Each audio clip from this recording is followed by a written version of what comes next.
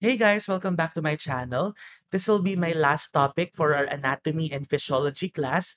And for today, I'll be discussing exercise 50 and 51, the male and female reproductive system. This will still be included in your finals. And here's my pro tip. Just focus on the histology. Just focus on the histology for this topic. Okay, but you still need to be able to be familiar with the other terms, especially the anatomical terms, because that will be very vital for your third year, especially for your analysis of urine and body fluids, and even the other subjects, and most especially if you still want to pursue medicine. No, so if you're ready, let's start. So the reproductive system, yeah, there's a picture of Adam and Eve, no? So the reproductive system functions primarily for the production of offspring. So that's the end all and be all why God created us with a reproductive system inside each and every one of us. He wants us to procreate.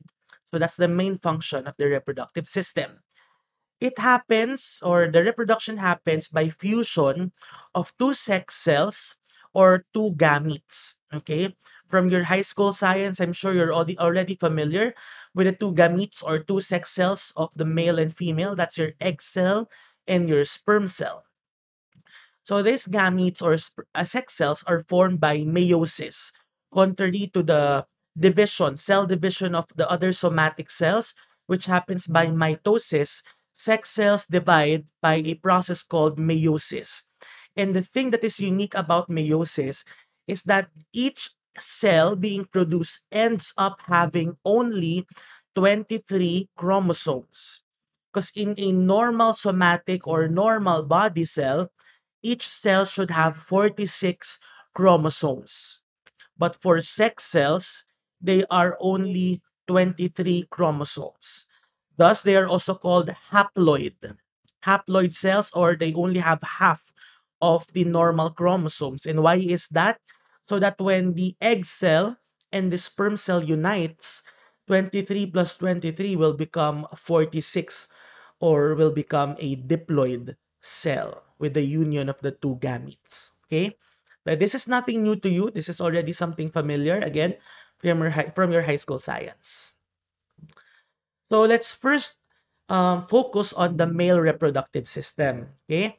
So the male reproductive system first begins with the testis. Okay? So the testis is the primary sex organ of the male. Okay, that's a primary sex organ. It's not the penis, it is the testis. Okay, so the other thing about the testis is that it is located within a sac of skin called scrotum. So for boys, you definitely know what your scrotum is. That is that bulge of skin lying underneath your penis. Sometimes can lie low, sometimes they're too high, no? Depending on the temperature. Yeah. The scrotum appears to be wrinklish or it appears to have a rugae, no, just to accommodate, of course, the production of sperm because that is where it all begins. So that wrinklish appearance of the scrotum is due to the layer of smooth muscle called dartos muscle. Okay, so you probably would notice when it's cold, your scrotum is kind of intact, right up there, no? Parang nakaangat siyang ganyan. And that's because of your dartos muscle. And when it's warm or maybe after like a day of exercise, it's really lying low. And that's because the dartos muscle is also relaxed. Okay? The testis is further protected after the scrotum by a capsule. And this capsule is an outer layer of connective tissue which goes inside, as you can see in this image, no? There is an infolding of the capsule, dividing the testis into lobes. So here's one lobe, here's another lobe, here's another lobe, and they are divided by the infolding of that outer capsule. Next, inside those lobes, we see these ducts, these tubes, no? And we call that the seminiferous tubules. Seminiferous tubules. So these are long coiled tubes where sperm is produced. Okay, that's very important. It is in the seminiferous tubules, sorry, that sperm is first produced. Inside the seminiferous tubules are cells called Leydig cells. Leydig cells which secrete testosterone. The way I memorize this, of course, testosterone contributes to your libido. So L for libido is L for Leydig. Leydig produces your testosterone, which contributes to your libido. And those cells are found in your seminiferous tubules. So in this image, we can already appreciate your capsule. There's an infolding of the capsule dividing the testis into lobes. And inside those lobes are these long coiled tubes called seminiferous tubules where the sperm is produced. And inside the seminiferous tubules, aside from sperm cells, you have your Leydig cells, which secrete testosterone and also supports the production of your sperm. Further down, we have your rete testis, which is a series or a network, sorry. It is a network of tubes. This is the one that you see here. It's almost at the hilum of the testis. Series of tubes or network of tubes where after being produced in the seminiferous tubules, sperm will be released. Okay? So after being produced in the seminiferous tubules, they will be released in the rete testis. Afterwards, they will go through these efferent ductules to be stored in your epididymis. This one. So, sperm will be brought to your epididymis where sperm maturation continues. Okay? Afterwards, after the epididymis, it will then go to the vas deferens. And the vas deferens is this uncoiled.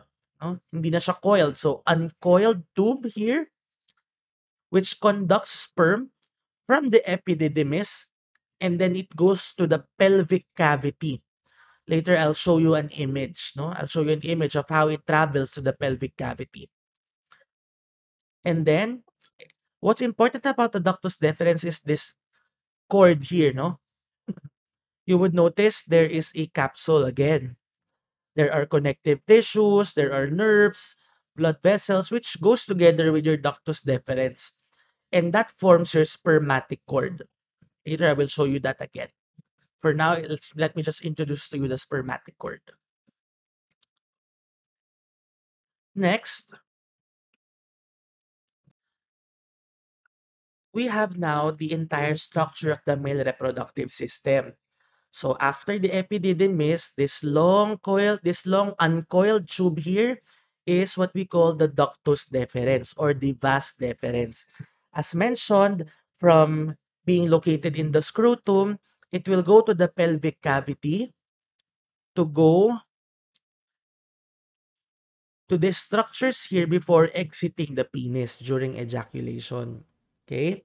So actually, there is an enlarged area here just below the urinary bladder, and that is what we call the ampulla of the ductus deferens. The ampulla of the ductus deferens. This is the enlarged portion of the vas deferens. No? After the vas deferens, it will form another tube called this tube right here, and that is what we call the seminal vesicle. The seminal vesicle. It is actually a gland, no? The seminal vesicle is actually a gland that produces seminal fluid, which is a part of your semen. So when semen comes out, no, it not only contains your sperm cells, but also contains seminal fluid. And what is seminal fluid for? It contains um, nutrients for the sperms so that they can survive inside the uterus of the female if ever there will be intercourse. They also contain chemicals that will protect the sperms or provide life for the sperms for a few hours or a few days, no? So that's the goal of your seminal vesicles, to produce those seminal fluids. So as mentioned, semen is a fluid that contains sperm and is ejaculated during orgasm. After this gland of the seminal vesicle, it will now go to those tubes that I previously mentioned called ejaculatory duct. Can you just notice this, no? The ejaculatory duct right here joins with the urethra. It joins with the urethra. That's why the urethra of for males, it carries both urine and semen. So the ejaculatory duct is the union of the vas deferens and the seminal vesicle. Finally, this circular structure here is the prostate. And the prostate produces, again, prostatic fluids, which is contributed to your seminal fluid. Okay? So actually, once the structures inside the pelvic cavity, most of them just functions for the production of seminal fluids and for the conduction of sperm to the urethra. Lastly, you have this small gland over here, and that is the bulbourethral gland. Small gland right here called bulbourethral gland. And again, they produce fluids which is supplied to the semen. And the goal of the bulbourethral secretions is to lubricate the urethra before ejaculation. Okay? And as mentioned, the spermatic cord is a collection of nerves, cells, connective tissues, and vessels together with a vas deferens. So here's a summary.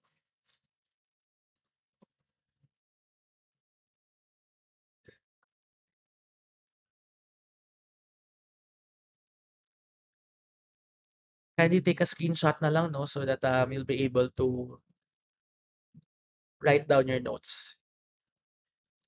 Next, we have, of course, the primary genitalia of the males, and that is your penis. It is an erectile tissue through which the urethra passes through. And again, what's the function of your urethra?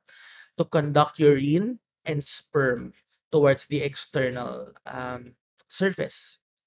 So the penis has two sinuses or has two long tubes, and that is your corpora cavernosa. Corpora kasi plural, and your corpus spongiosum. In this image, you see the corpus cavernosum. This is the one. While you have your corpora cavernosa, one on each side. No? One on each side. Corpora cavernosa on the left, corpora cavernosa on the right, and the one in the middle, that's your corpus spongiosum. The corpus spongiosum, sorry, these are corpora cavernosa and corpus spongiosum are two sinuses or two cavities which are filled with blood when the penis is stimulated, and this leads to the erection of the male genitalia. So the corpus spongiosum has a anterior extension over here, no? And that forms the glans penis. So the glans is actually the head of the penis, the one that is exposed during circumcision. And when we are born, or when males are born, the glans is actually covered by a foreskin called prepuce. And the prepuce is also the one or the part that is being removed during circumcision. So here is a cross section of the penis. We can better appreciate, no, the corpora cavernosa, one on each side, and the singular corpus spongiosum in the middle. Inside the corpus spongiosum is where the urethra is found. So again, urethra carries both urine and sperm. All right. Next, I want to show you here the flow of sperm or semen. So as mentioned, sperm is first produced in the seminiferous tubules and is then brought to the reed testis. It then goes to the efferent ductules. It exits the epididymis and then to the uncoiled tube of the vas deferens. Goes to the enlarged portion called ampulla. The vas deferens joins with the seminal vesicle to form your ejaculatory duct. And then from the ejaculatory duct, it will go to the urethra, which exits through the penis. So in order for you to memorize this, here is a mnemonic.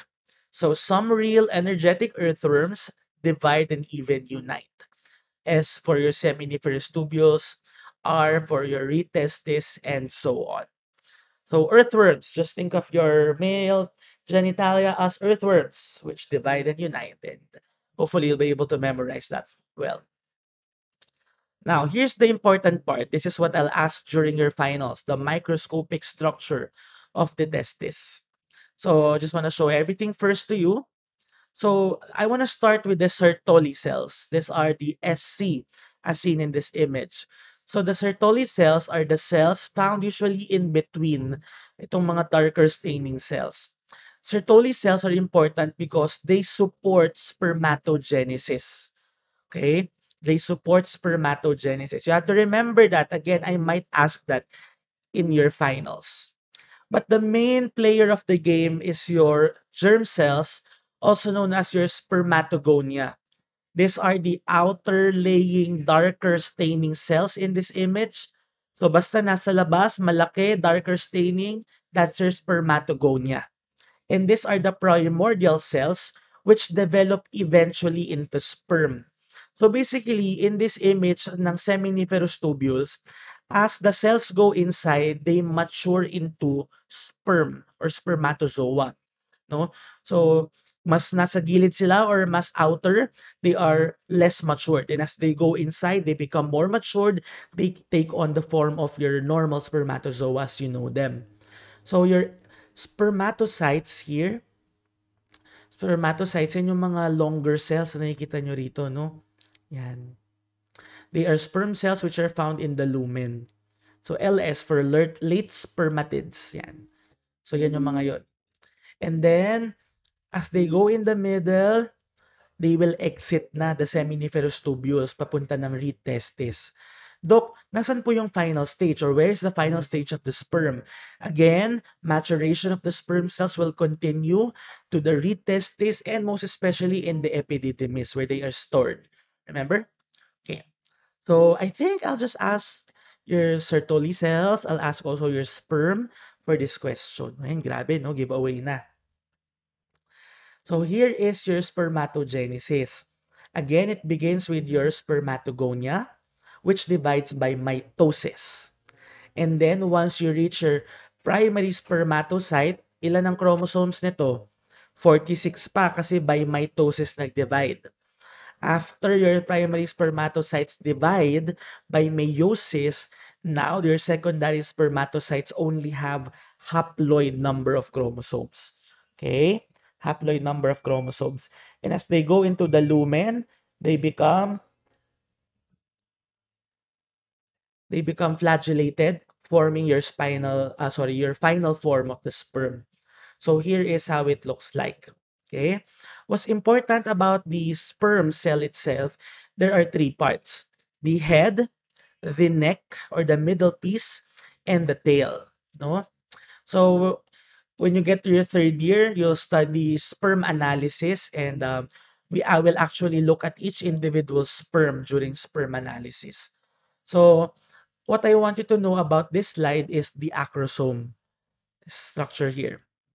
At the end or at the tip of the head, the acrosome contains enzymes important in order for the sperm to penetrate the egg cell.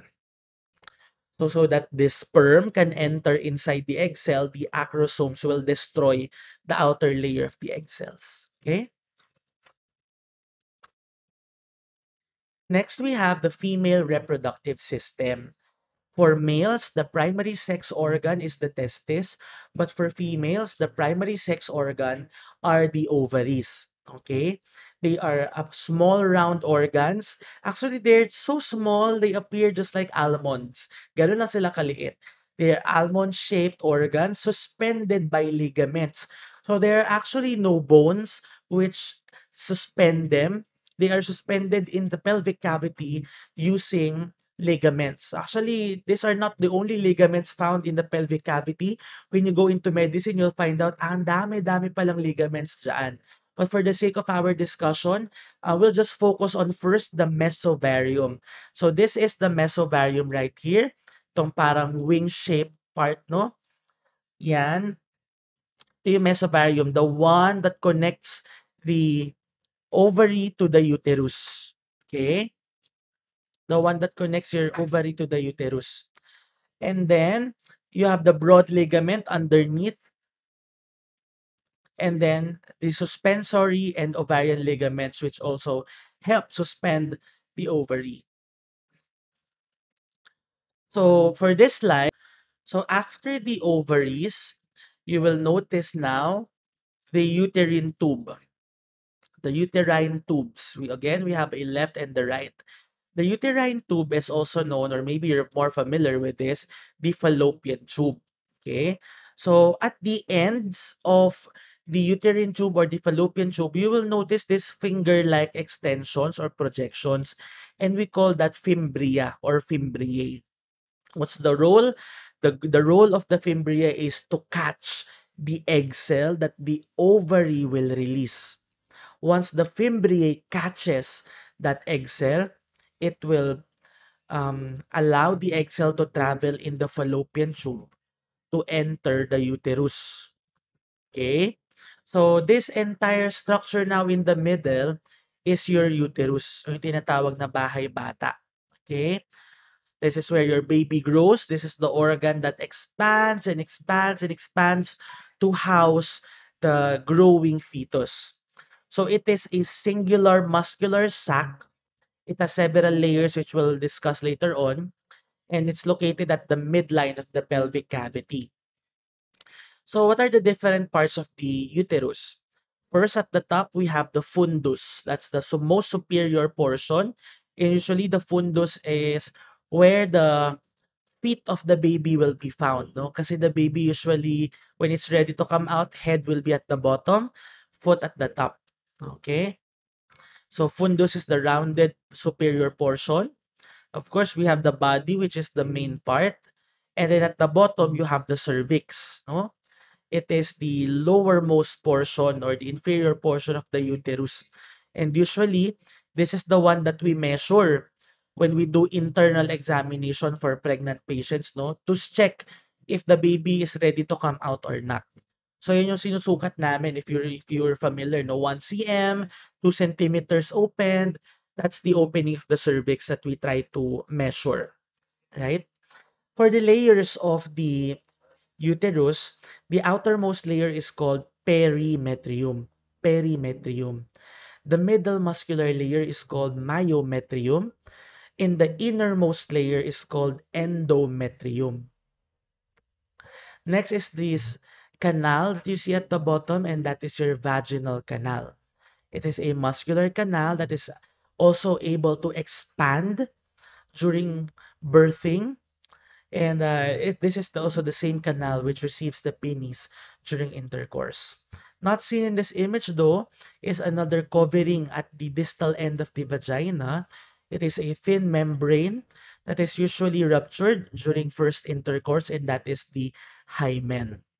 So in order for you to be better familiar with the terms, here is a summary. So kindly take a screenshot na lang po, no? Let's continue now with the external genitalia of females.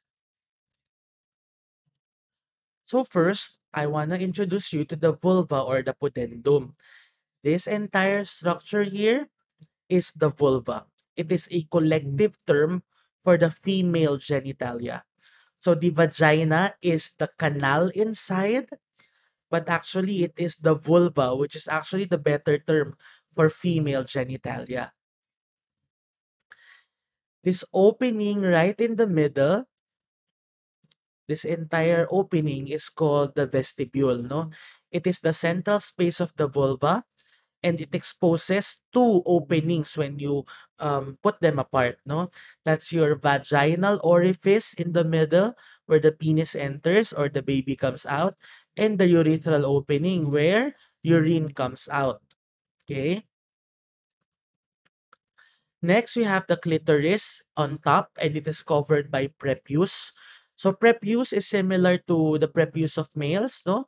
Because the clitoris is the counterpart of the penis. It is a female glans and also erectile tissue covered by a foreskin called prepuce. So this is a highly sensitive area, um, and usually receives pleasure during intercourse. Next is your labia minora, which is a pair of thin longitudinal folds on each side of the vestibule. No? So the labia minora is this inner wall right here, no? And the labia majora is the outer wall of skin. So usually magkatabi po 'yon, labia minora and labia majora. And lastly, we can see this mound, parang fatty mound, no? Parang may fat pad on top, especially when you look at this view. And that is what we call the mons pubis. So the mons pubis is a fatty mound on top of the pubis symphysis and is covered by pubic hair. Next, we have the microscopic structure of the ovary. Again, I want you to focus on this one for the sake of your final exams. The ovarian follicles are support cells which contain the oocyte in the middle. So these are your follicular cells at the periphery, no? So itong structure na to, yan ang ovarian follicle. And they are composed of follicular cells which support the maturation or the formation of your egg cell. So the follicular cells are counterparts of your Sertoli cells for the males. Right in the middle is your oocyte, which is the germ cell of the ovary. Anong counterpart nito for males? Your spermatogonia. And as it matures, it will become larger to eventually become your primary follicle. So, what difference now do we see with the ovarian follicle and the primary follicle? Now we see a bigger oocyte in the middle. We also appreciate several layers of supporting cells on the sides called granulosa cells. I want you to know that the primary follicle stops in developing and it only continues developing once the person reaches puberty. So once a baby is born, they already have primary follicles formed in their body. Hundreds and hundreds of primary follicles. And these follicles will continue to mature once the person reaches puberty, and monthly, one primary follicle develops, and if there is no intercourse, will rupture and will cause menstruation. So every time you have menstruation, females, you lose a primary follicle, or actually the matured versions of your primary follicle. Next, we have the secondary follicle here. As you can see, there's a big difference between your primary and secondary follicle, and that is the presence of your fluid-filled center, called antrum. Kita nyo to, no? This space right here is fluid-filled, and now the oocyte is placed on the periphery, no? Nasa gilid na lang siya. And it is surrounded by many, many cells called theca cells or zona pellucida. Okay, so actually the secondary follicle and the mature follicle almost looks similar. The only difference is there is more abundant antrum for the mature follicle and also more abundant theca or zona pellucida cells. So here is a diagram of the same process that I just mentioned. It begins with the primary follicle or primordial follicles, and then develops into primary follicles. The primary follicles inside will stop developing until the person reaches puberty. And once you enter puberty, you will form your secondary follicles or secondary ovum as seen in this diagram. Yan. And then it will continue to become your mature follicle which enters the menstrual cycle. Mas marami na siyang or mas abundant yung kanyang antrum. And then if the egg cell or the ovum is now ready for release, it will rupture, no? And the egg cell will be caught by the fimbriae of the uterine tube or the fallopian tube to be brought to the uterus. What will happen to that follicular cells, yung zona pellucida, theca cells? It will become your corpus luteum. Okay? And the corpus luteum is the ruptured follicle. And important pa din yan because it will secrete estrogen and progesterone. Okay? So, we already mentioned two important parts na nagpo-produce ng estrogen and progesterone, di ba? Your corpus luteum, and naalala pa ba ninyo yung isa when we talked about pregnancy test? So, naalamin ninyo yan. Baka itanong ko sa exam. Okay? So, here is your oogenesis. Again, it begins with a primary oocyte, and then it will divide into, or it will mature into still a primary oocyte, no? But it now, kita nyo na, it's ready for cell division. So, it will divide into your secondary oocyte and first polar body. So, unlike for males, na equal yung division, for females, there is unequal division. Because out of the primary oocyte, it will only produce one egg cell. And the rest will become your polar bodies. Okay? Yeah. Lastly, also a part of your reproductive system, this is where we discuss your mammary gland or your breasts. So, your breasts are actually modified sweat glands, no? Kaya sila tinawag na mammary glands. So, they are external structures. They're not found in your pelvic cavity. And part of that external structure is the areola or the pigmented part of the breast. Usually, that is that circular part surrounding the nipple. The nipple acts like a tube protruding outside and conducts the products of your mammary gland towards the external surface of the body. Usually, that is where the babies latch onto to suck the produce of your mammary glands. As for the internal structures, we have the lactiferous ducts. And usually, being ducts, they just conduct the milk towards the nipple. And these ducts are located in lobes. But the main game player for the production of milk is the alveoli. Those are the end structures that you see here, no? The alveoli. So, the alveoli produces your milk, produces the products of your mammary gland. It will then go to your lactiferous ducts, and those lactiferous ducts will unite to exit the nipple. So that's it, no? Hopefully, you learned something. Again, just focus on the histology part, the microscopic structures. And it has been a great journey studying anatomy and physiology with you. For any questions, you can email me. Study hard, good luck, and God bless.